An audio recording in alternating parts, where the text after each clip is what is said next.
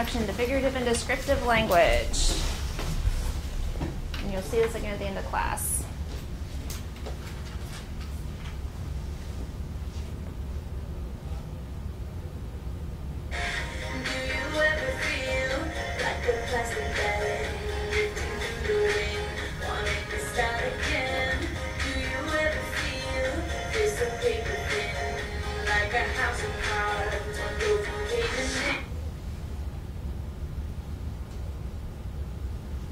While you're watching this, be thinking about what type of figurative language is being used. I know we haven't covered it yet, but we will soon.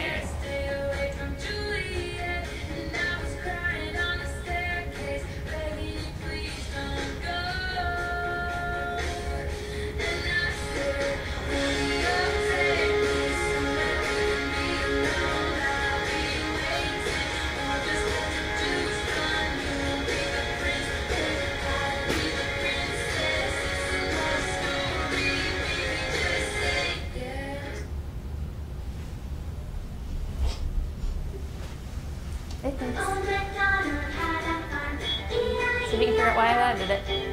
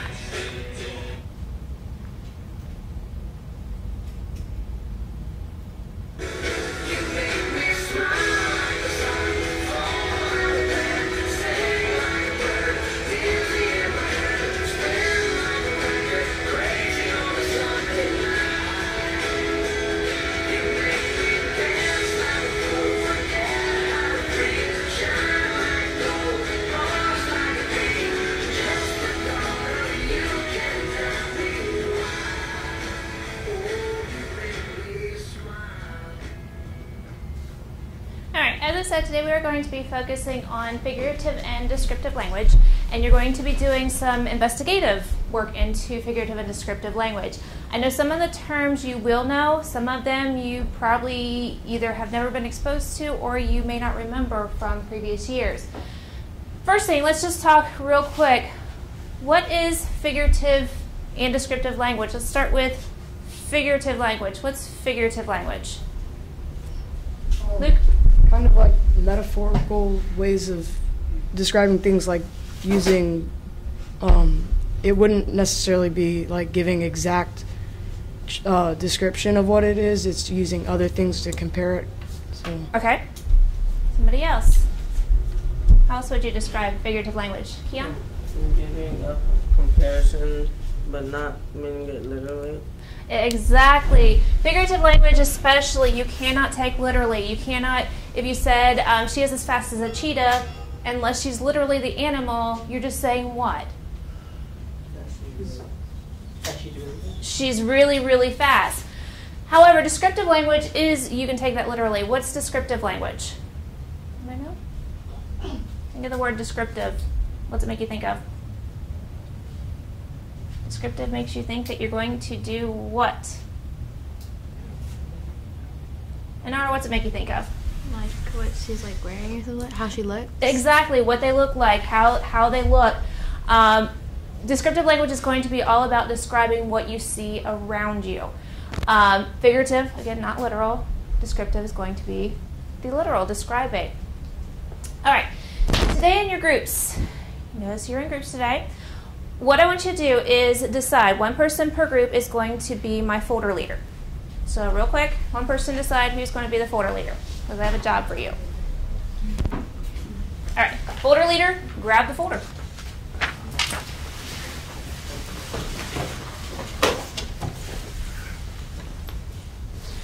Folder leader, open the folder. All right, within your folder is a sheet that looks like this. It says group work directions. You're going to be going from center to center. And as you go from center to center, like I said, you're going to be investigating into figurative and descriptive language. There are 5 centers, there's 5 different types. There's similes, metaphors, onomatopoeia, personification, and hyperboles. As you go around, you're going to be discovering things about these, and you're going to be actually talking through them. What is the definition of this term? Why do you think it's the definition? Give examples. You're going to have examples. Now create an example. You're going to do that for every single center. In each folder, the folder leader will have a copy of the group directions. Once you do this once, you're probably not going to need them after that. Step 1, take a book and label the front cover figurative and descriptive language and put your name on it. So that is step 1. Everybody should do that right now. So take a little booklet, and there are markers on your desk, so you can use those markers. This will be the one and only time today you use the markers. And you're going to label it figurative and descriptive language.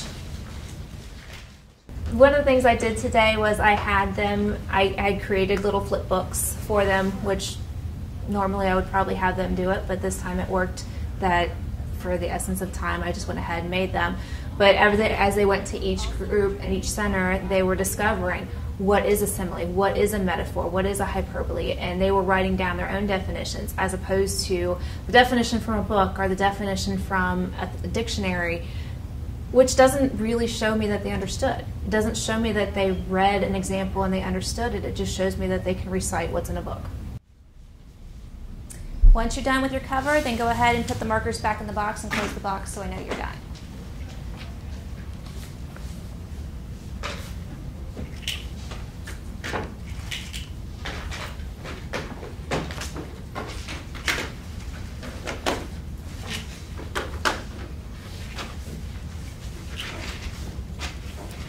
All right, step 2, one person per group needs to become your group's folder leader. We've already decided that. Step 3, a second person will need to be your group's recorder. That person is going to need to have out a sheet of paper, a sheet of notebook paper, and you're going to be keeping track of your group's answers to questions. I had the students with particular jobs like the recorder and the person who was the designated folder passer-outer, just so that everybody got to be involved. Everybody had a job to do. Made sure that everybody did participate. Even when I walked around, I was trying to make sure that everybody did express their opinions or express their thoughts. But it was all about making sure to get everybody involved instead of, I always have students, if I don't do that, they just sit there the whole time. They don't do anything. So in order to get them involved, here's a job. And it was something that I had done before, and it didn't quite click until this one of the last couple times I did it, that, hey, that is great to have them have a job and say, here, this is what you're in charge of. Every time you go, do it. All right, for each center and folder person, you can go ahead and get out a copy of your group's colored sheet and hand it to each person so that we can go through the directions for these sheets. There's a different color per group so we know which groups you've gone to.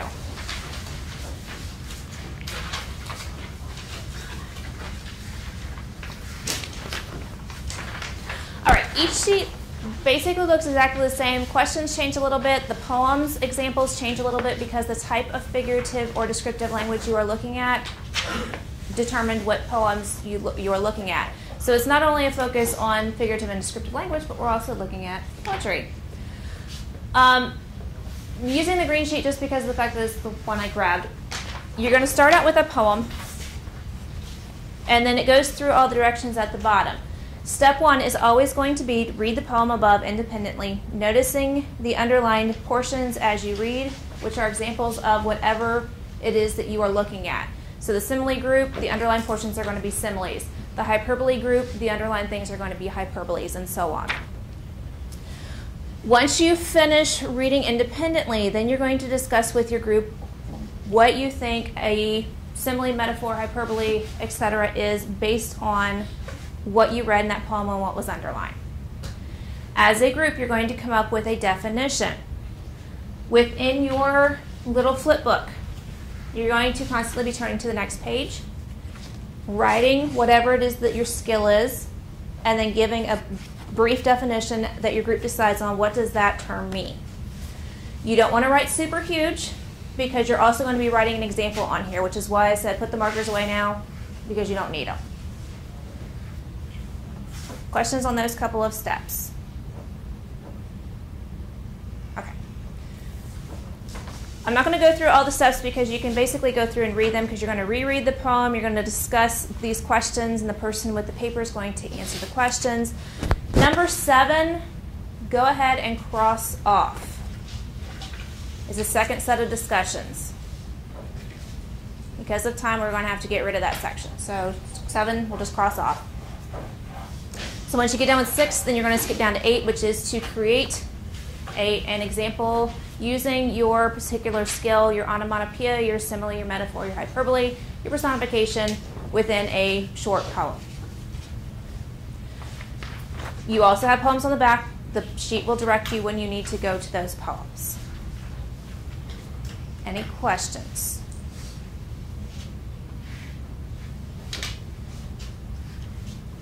Okay. Then, go ahead and start with number 1. And first center, I'll give you about 15 minutes. After that, you're going to have 10 minutes to rotate through. Look at some of the examples. What happens to a dream deferred? Does it dry up like a raisin in the sun? Does it fester like sores? It's a comparison between the two things. Using the word like. Like grass. Exactly. Put that into words. And then write it on your paper. I wouldn't write super huge because you'll run out of room if you do. I definitely wanted them to give their own example because so many times they're so used to, they don't have to come up with their own examples. They just have to copy something else that somebody else wrote. I wanted them to think beyond that, to think beyond the, okay, I can copy Shel Silverstein and have an example of a hyperbole, but can I make one myself? Amazingly, they can every single time. And every single time they rose to the occasion and they were able to show me, yes, I know what a hyperbole is. Here's an example. Yes, I know what a simile is. Here's the example. Are the poems the best? No, because they were on a time crunch, but they definitely did show the fact that they understood the concepts being taught. Is it just an exaggeration? Just a plain old exaggeration? Like, it's super big. Yes. Is it? Yes, it's like Just a regular old, No. just super no, big? no, it's really It makes it like seem it's worse or better. Yeah, way worse than normal. The fact that her trash gets so high, it lifts up the roof. Definitely. So how are you going to put that into words to put in your book?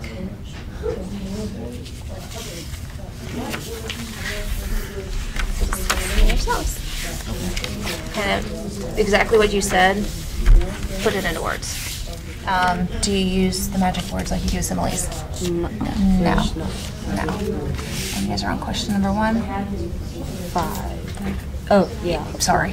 Letter A, number 5. What's she trying to say in that poem? The earth is a living thing. I think that she's trying to say that the earth is a living thing and that the earth isn't just a big mass of rock and water, that it actually moves and it actually goes along with what we do in life. Perfect, because it uses things to compare like what? It has like her hair and her hand. But not really talking about hair and hand. Yeah. Perfect. What did you come up with for your definition for personification? What do you mean? Giving human characteristics to non-living items. Right. Like what kind of examples are used in this poem? And lick the valleys up. Right, and it's referring to what that's not human. A railway train. A train. Trains can't really lick. So yeah, you gotta figure out that that's something that humans do, but trains do not.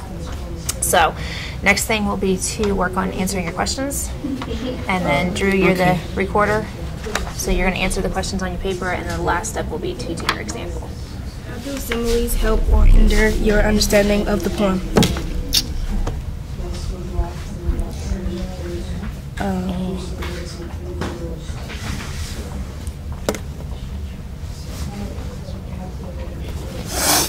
How did it help you understand what she was talking about, or he was talking about?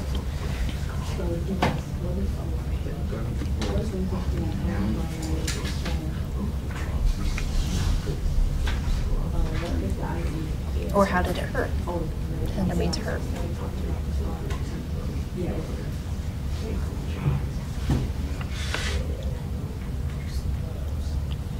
For instance, was it easier to understand because he was making a comparison, or was it harder to understand because he constantly was making comparisons? How did it help or hurt your understanding of A Dream Deferred? It made it kind of more, easier to understand. Okay. Like the first way you were going, I think you were going to say that it made it more interesting, Yeah, it did. as opposed to just the boring.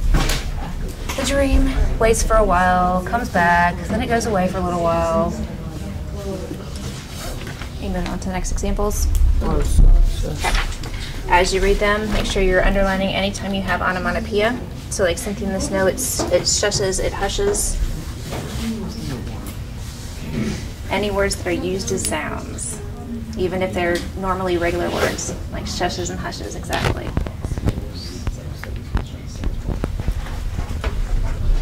What else did you find, Keon? Litter twitters. Litter twitters, right.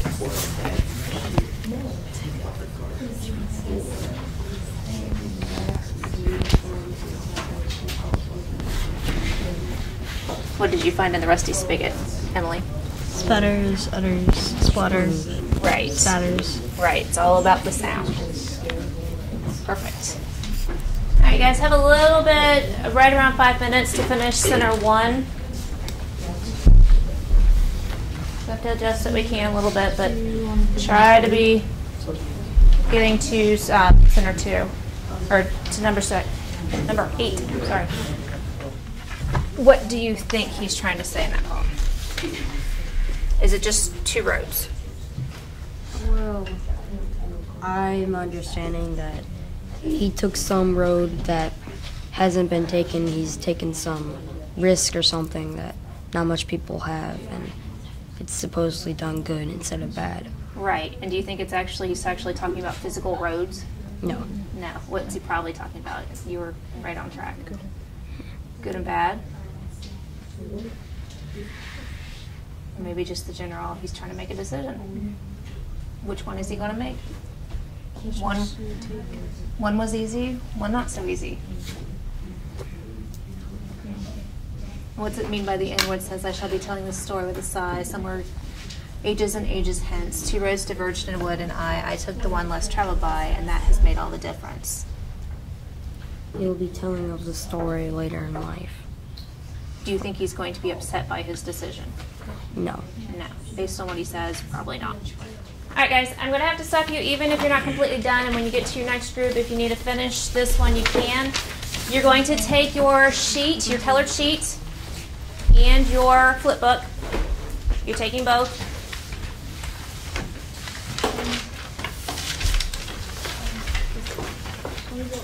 And then you're just rotating one around. So this group goes to that one, this group goes to this one, that one, this one, this one, this one here.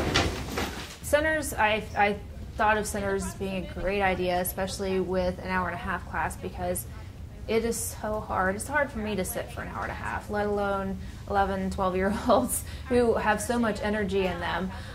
Plus, this particular class happened to be the beginning of the day, and they need to move just to wake up. So it's a matter of making sure to get them involved, engaged, constantly getting that blood moving, because if they just sit there, they're going to get bored. I'm going to get bored. We're all going to be falling asleep in the middle of class, and it keeps them, hey, I'm moving somewhere else. I have to think differently. I'm moving somewhere else. I have to think differently. Even though the directions were the same, they knew they were going to a different skill in this particular center. Personification, you guys are moving on to similes, metaphors, hyperboles, and onomatopoeia.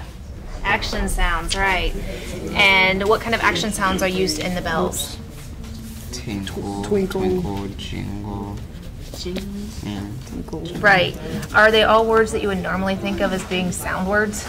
No. Tinkle, tinkle, do you usually think of that as a sound word, or jingling? No. However, Edgar Allan Poe in this particular poem does use a lot of not usual words to imitate sound. Like, that's an unusual word. Tintinnabulation, yeah. And it actually is a sound word the way it's used too, because it's a tinny type sound. That's what it means. But if you remember, I think most of you were here last year, if you remember from last year when you read this, it keeps going on and on and on with the onomatopoeia. It's not typical Edgar Allan Poe.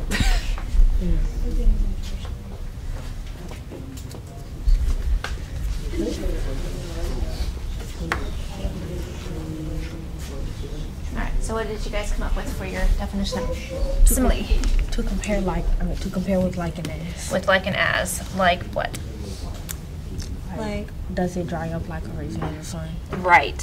Which doesn't mean that it's literally drying up like a raisin, but it just means what? That is drying up. Like it's having like it's no longer having any use to it. Exactly. It's not having any value or use because it's not being used. Alright, so far you've been to 2 centers. What have you noticed about the skills that you've covered so far? The types of language. Talk about one of them. Drew, tell me about one of them. Personification, Uh-huh. and it's where you're giving human-like characteristics to non-living or living objects. Right. Between the 2 groups, can one person give me an example besides Drew? One person give me an example that you wrote down for personification.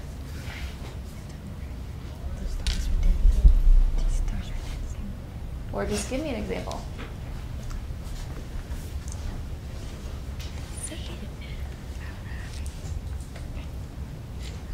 Mayhill, did you guys get a full poem?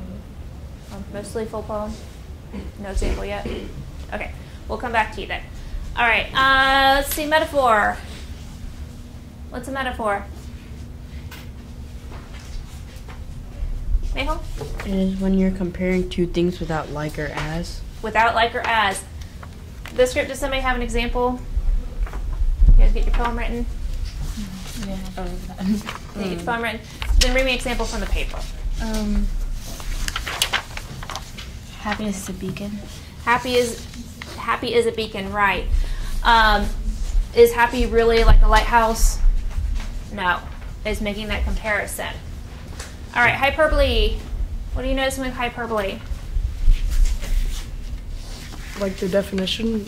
Yep. A hyperbole is an over-exaggeration about something. Okay. And what do you have as an example? Do you have one? It cracked the window and blocked the door. Crack the window and block the door. Did it really? Probably not. And you're talking about the trash, right? All right. All right. Onomatopoeia. What's onomatopoeia? A sound. A sound. It's like sound effects. You guys had an example, right? We have like Go ahead and read your example. we said you hear yelling and screaming as people utter and stutter as you stumble and tumble. Exactly. And you used words like utter and stutter. What was some of the other words that you used? Yelling and screaming. Yelling and screaming. Absolutely. It imitates sound. Group share out. Number one, it helps having them share out to make sure they are for sure getting it, because there are times when I might have missed a group or I might have missed hearing what they had to say. It also helped the class as a whole to be able to hear that this group might have a little bit different definition, but do we have the same general concept? So it was a matter of validating what they had said and validating what they had done. Their little group of 3 or had one group of 2, is that the same thing that another group got? Is that the same thing that another group understood? Just helps to make sure that they are truly getting the concepts, plus keeping them accountable for what they've been doing. My students actually do quite a bit of, if they heard something that they realize is different, I will see them scribbling on their papers to make the corrections, because they want to be correct. They want to make the corrections when they're given, or they might want to make the adjustments. Sometimes not as much when their classmates are doing it, but if I say, oh, yes, that is that, then I'll see them scribbling away, writing down the corrections, because they want to know what the real answer was. They want to know, or they want to have the correct information.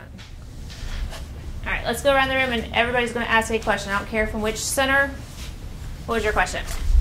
Simile, dream deferred. We wanted to know why Langston Houston would inspire him to write this.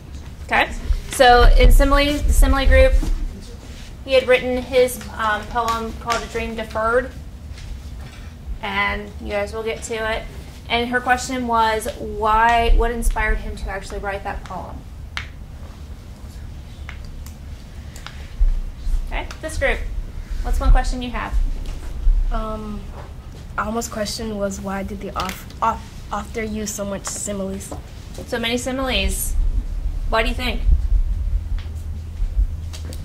To make the poem more interesting. Okay. Ours is metaphor. And Okay. what is the last stanza about in this poem? Okay. And it says, is a black and living thing, is a favorite child of the universe, feeling her rolling her hand in its kinky hair, feeling her brushing it clean. Do you guys have any ideas on what it means? No? This group had read the same poem. Do you have any ideas on what that last stanza of the earth is living thing meant? It's the first poem. I was thinking grass, and that it could be hair for the earth. What do you guys think? Does that make sense? Think that way? All right, this group. In the hyperbole, like, how big did the trash actually get? How big did the trash actually get? So you're trying to think of the literal of the figurative version. Can I get you guys a question? Yes, Louise, question for onomatopoeia. Uh-huh. Why was so much onomatopoeia used to describe the sound of the bell? Okay. What do you think? Why do you think they use so much onomatopoeia to describe bells? These two groups have read it. Yeah? To show if the bells were like peaceful sounding or if they were like bad sounding. Absolutely. And if I had pulled the rest of that poem, the sounds that are used to describe the bells changes. If you remember the poem from last year, it was Edgar Allan Poe's The Bells.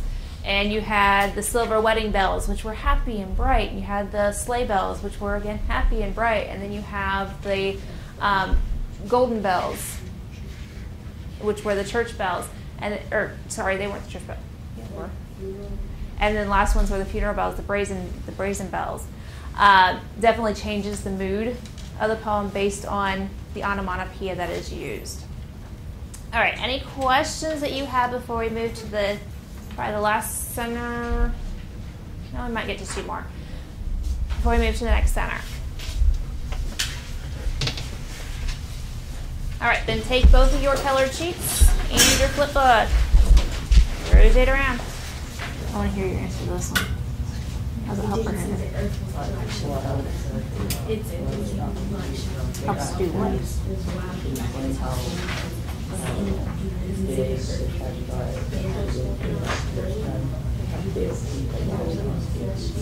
Okay. Why is he including it? And he could just say the trash got really big. Why is he included hyperbole?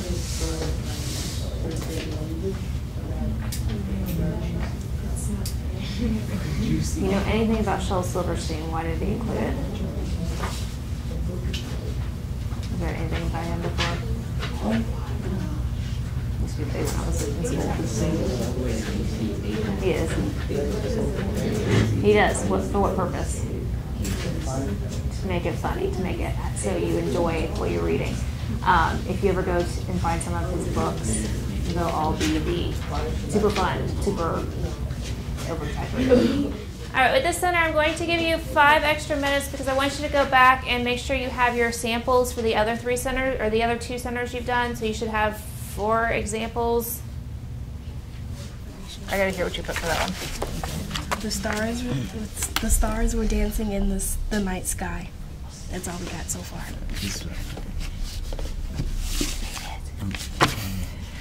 They were dancing a tango, hips moving, shake, shake, shake. Ah, so you get more descriptive on the kind of dancing they were doing.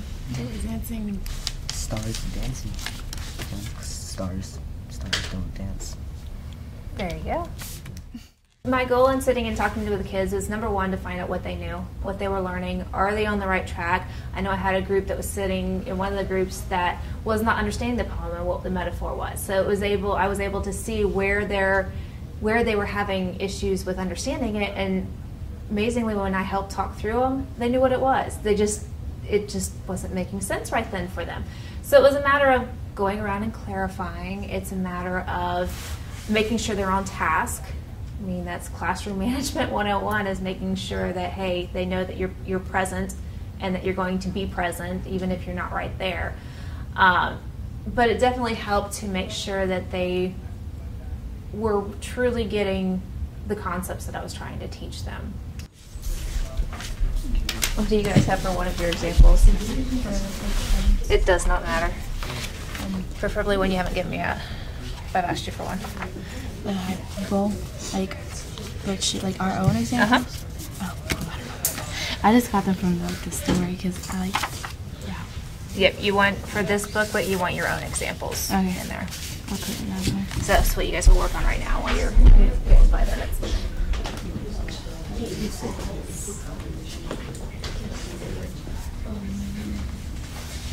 All right, you guys are laughing. What do you have for this one? We were just talking about the book. That book is like. Book is like. That one. I was like, well, that would make it easy to write a poem if you just wrote. It would be. Because you could say whatever you want, because it could be your opinion. So There are several poems that are like that. They're basically formula poems. That it's got, you have to do this, and then this the end, this, and then this the end. That's a formula poem. Did you guys get something written down yet? I did not. I think they did. Yeah. Stevie, would you read yours? Okay. I really didn't finish it. I'm about the sun. Like the sun is as red as the finest ruby, and as bright as the biggest light bulb, and as round as the biggest bouncy ball. I don't know. Good. So the sun's not just the sun; it's a big bouncy ball. Perfect. What'd you put? He is as tall as an ant. He is always crushed by the boot. The boot is as strong as a horse. He is well built and ready to fight. So in other words, he's short. Yes. Okay. But you didn't say anywhere in there that he was short. But you got your point across. All right. How many groups have all 3 of their examples already in their booklets? The whole group is done. How many have 2? You guys only have 1? Oh, okay. All right, let me give you 5 more minutes, and then we'll rotate. Yes. I'm more interested in you guys having all your examples as opposed to getting to all the centers today. The sheet that I'm passing out right now, leave it where I put it. All right, before we move on to our wrap up today, let's review what you've discovered in your centers. So we'll start with simile. What did you discover a simile was by definition? Luke? I thought it was a comparison between two things using like or as. Right. Can somebody give me an example? You can either take an excerpt from your poem or you can take one from the example poems. Emily? School is as fun as a it can excite you like a child on Christmas. Exactly. All right, so simile, comparison using like or as. What's a metaphor? A comparison not using the word like or as. Not using the like or as. And somebody raising your hand, tell me, give me an example. This has to be the example of the metaphor. Turner? The girl is a cheetah when the buffet opens. Meaning what? That she runs towards the buffet when it opens. Exactly. I love the fact that you guys are smiling about that. That was a good one. Okay, simile metaphor, personification.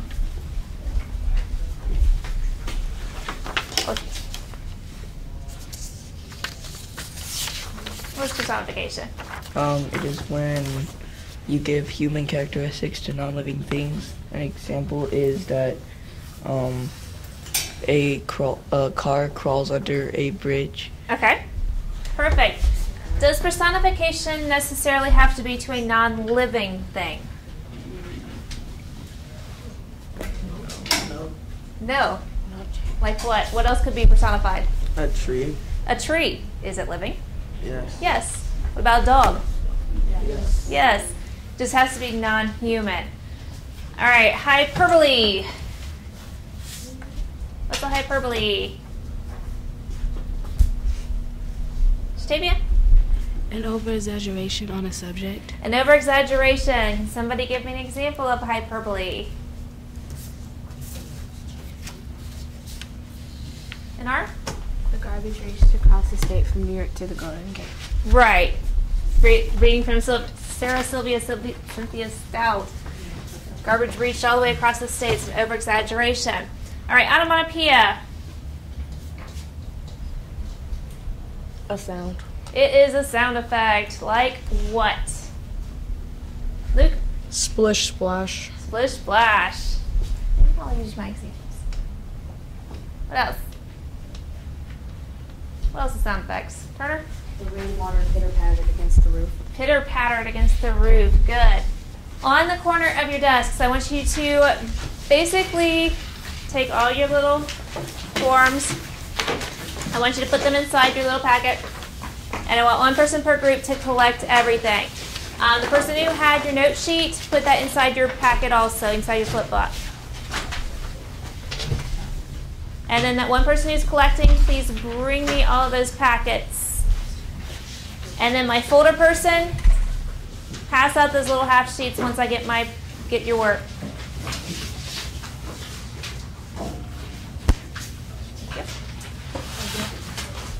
Thank you.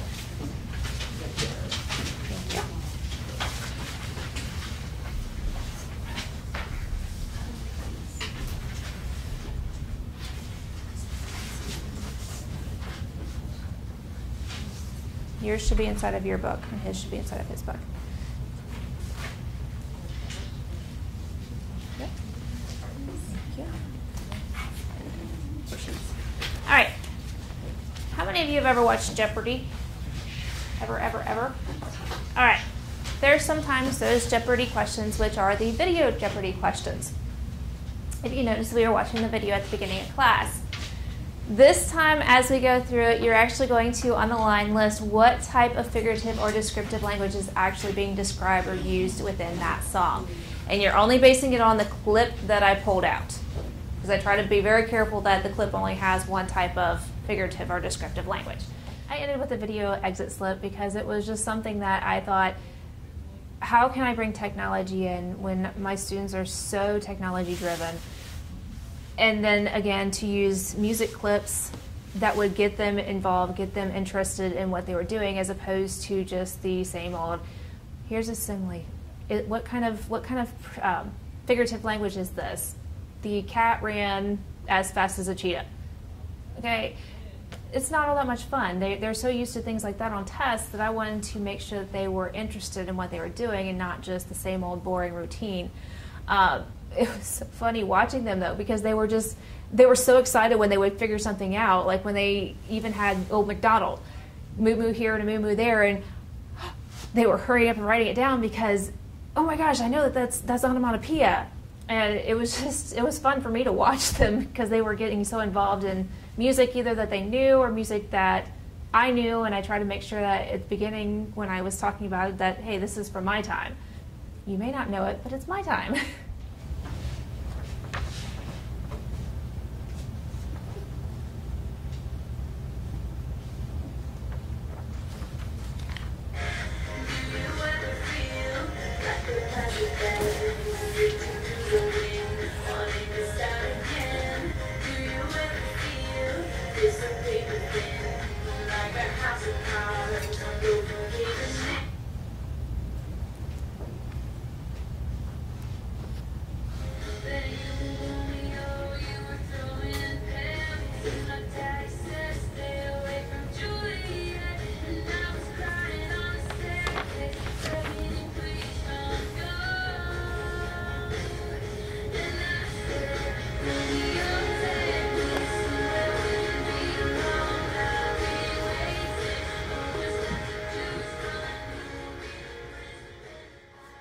The Entrench and Grabber and the Exit Slip being the same songs was so that they were familiar with it. So at the beginning they were thinking about it, so that while they were working on their centers, hopefully they were making those connections that, oh my gosh, Splish Splash, that was onomatopoeia. Or The Climb, that was a metaphor. I was hoping that they make those connections so it wasn't just a, here's a dry run, go for it, name it.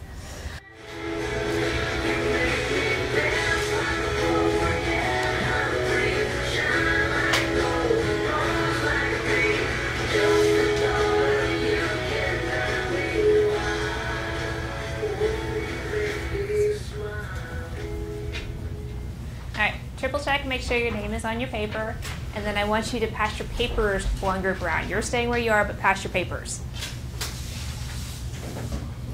Nope. Group around.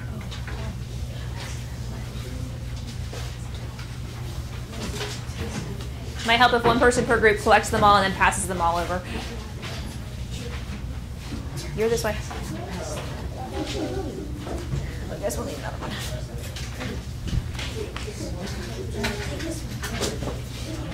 All right, everybody has red pens on your desks?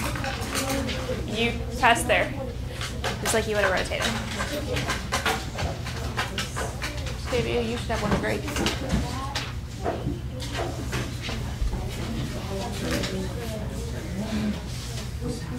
All right, we're missing paper. Okay. We're going to start with the first one, which was firework. Firework actually has many different types. It actually had onomatopoeia, if we would gotten to that part. It also has metaphors. It also has personification, but I just pulled one of them. So firework, based on the song clip that you had, what type of figurative or descriptive language?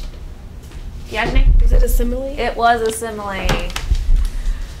Love Story by Taylor Swift. Metaphor. Turner? Oh, metaphor. Metaphor, absolutely, because it was the metaphor, actually it's an allusion technically, which is about comparing her and her love to Romeo and Juliet. All right, Old MacDonald. Told you there was a reason why I included it. Onomatopoeia. Onomatopoeia. Moo-moo here and a moo-moo there. It's okay. Trust me, my head is in the 2-year-old zone with my 2-year-old at home. All right, number 4, Achy Breaky Heart. This was from my years in school. Old country. Billy Ray Cyrus. Miley Cyrus's dad. Diajne? Personification? It was. Don't tell my heart, my achy breaky heart. I just don't think he'd understand. Number 5, splish splash. Mayhole was splish splash. Say again? Onomatopoeia. Onomatopoeia, absolutely. Splish splash, I was taking a bath.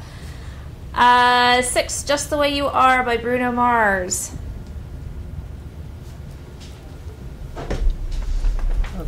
Metaphor. But no, similar. No. Hyperbole. Hyperbole. When you smile, the whole world stops and stares for a while. Is the whole world literally going to stop and stare? No. No. Just, she has a beautiful smile. Number 7, Life is a Highway, Rascal Flatts. This is very similar to a poem that you guys read. If you got to the metaphor, I told you, the metaphor group. It's like Road Not Taken. Life is a highway, I want to ride it all night long. It's more of an accountability thing to make sure that we're not changing answers. I don't have that often, but every so often you have the students change the answers, so it keeps them honest by trading papers and grading it. And we usually use red pens. We don't use red pens any other time besides when they're trading papers and grading them, just so that we can make sure that we are accountable to ourselves. And then the hope would be to get the papers back so they can look and see, oh, how did I miss that one? But I was hearing that as they were grading each other's that, oh, I missed that one, or oh, how did I not get that one? I did know that. Yeah, I use my exit slips when we do them to determine how much more time I need to spend on a particular concept. Do I need to go back over just one of the, like today, one of these specific figurative or descriptive languages, or do I need to go back over all of them? Is there a need to severely focus on one particular aspect of it? So it'll help me to see, okay, what do we need to work on in the future? I chose to start the lesson with an attention grabber, such as using video clips, because most of these students are so musical. They love anything that can involve music. I try to incorporate both the modern day music with things like Bruno Mars, and then I have a 3-year-old at home, so I try to incorporate what I live with all the time, which is like things like Old MacDonald with onomatopoeia. But it's just to get them thinking and get them involved and get them excited about what we were doing for the day. Different things that I tried to do throughout my lesson were I had them look at examples that I had gone through and underline the versions, underline the examples of figurative and descriptive language. They looked at that, then they looked at other poems where they actually had to go through and underline. They also had guided questions that guided them through the whys and the hows. Why did they include a simile? How did that help you understand? So it was more than just, here's a simile, find another simile, write a simile, the end. It was the constant internalizing, the constant going back, okay, how do you understand? Why do you understand? What made you understand or not understand what you were reading?